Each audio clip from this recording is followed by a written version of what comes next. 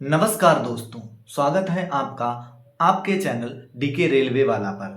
तो देखिए, आज हम बात करने वाले हैं आरआरबी ग्रुप डी जो 32,000 प्लस पोस्ट थी, इसकी संभावित कट ऑफ कितनी जाएगी। देखिए, जैसे आंसर की आई तो सबका यही सवाल है कि सर ये बता दीजिए जो इसकी कट ऑफ कितनी जाएगी। सर इतने मेरे नंबर बन रहे हैं, क्या मैं फिजिकल की तैयारी करूं, क्या मेरा इतने नंबर पे फाइनल हो जाएगा। तो देखिए, मैं पॉइंट टू पॉइंट आप लोगों को सारी बातें बताऊंगा कि आपके अगर इतने नंबर बन रहे हैं तो आप अपनी दौड़ जरूर स्टार्ट कर दीजिएगा और इतने नंबर पे फाइनल हो जाएगा। हर किसी को पता है कि हर जोन की कट ऑफ अलग अलग जाती है। तो देखो, वेरिएशन काफ़ी रहता है। कहीं पिछली बार क्या था कि 2019 की कट ऑफ अगर देखा जाए तो कहीं 52 गई, कहीं कहीं 70 भी गई, कहीं 46 गई एससी की, तो कहीं करीब में 60-68 भी गई। तो ये है कि कट ऑफ का हर जोन में अलग अलग रहता है, लेकिन मैं आप लोगों को एकदम ऑथेंटिक पॉइंट टू पॉइंट बातें बताऊंगा कि आपके अगर इतने नंबर बन रहे हैं तो आप फिजिकल की तैयारी कर दीजिएगा और कितने दिन बाद आपका रिजल्ट आएगा ये भी हमको बताऊंगा। ठीक है, देखो मैं आप लोगों को ये बताऊं, एक्सपेक्टेड जो कट ऑफ है, final cut off zone wise रहती है और नॉर्मलाइजेशन के बाद बदल भी सकती है। देखो, इसमें नॉर्मलाइजेशन का काफ़ी रोल रहता है। ठीक है, तो देखो क्या रोल रहता है आप लोगों को मैं बताता हूं। भाई देखो, कट ऑफ जो होती है आपकी, वो कई चीज़ों पर डिपेंड करती है। जैसे अगर एग्जाम डिफिकल्ट लेवल का है तो कट ऑफ कम जाएगी। टोटल कैंडिडेट कितने अपीयर्ड हुए हैं, टोटल कैंडिडेट ज़्यादा अपीयर्ड हुए तब भी कट ऑफ बढ़ेगी। नॉर्मलाइजेशन प्रोसेस क्या है कि किसी को ज़्यादा नंबर मिल रहे हैं, किसी को कम मिल रहे हैं। जोन वाइज वैकेंसी डिस्ट्रीब्यूशन भी नॉर्मलाइज इस पे कट ऑफ पर जो है अपना असर डालती है।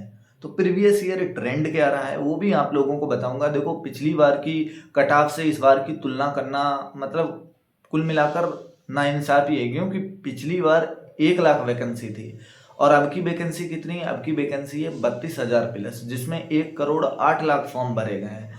अपीयर्ड मान लो 50% भी हुए तब भी मान लो 1 करोड़ का 50 लाख तो कैंडिडेट लगभग में अपीयर्ड हुआ होगा, 40 लाख अपीयर्ड हुआ होगा।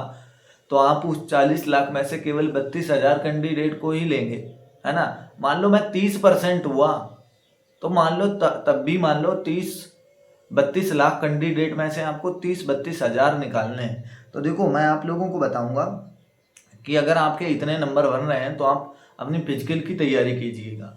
देखो, किसी भी जोन से आप हो, जनरल, ईडब्ल्यूएस, ओबीसी के लिए मैं बता रहा हूँ 65, 60 से 65 के बीच अगर आप अराउंड इसके नंबर बन रहे तो आप फिजिकल की तैयारी कर दीजिएगा। नॉर्मलाइजेशन में आपके नंबर बढ़ेंगे।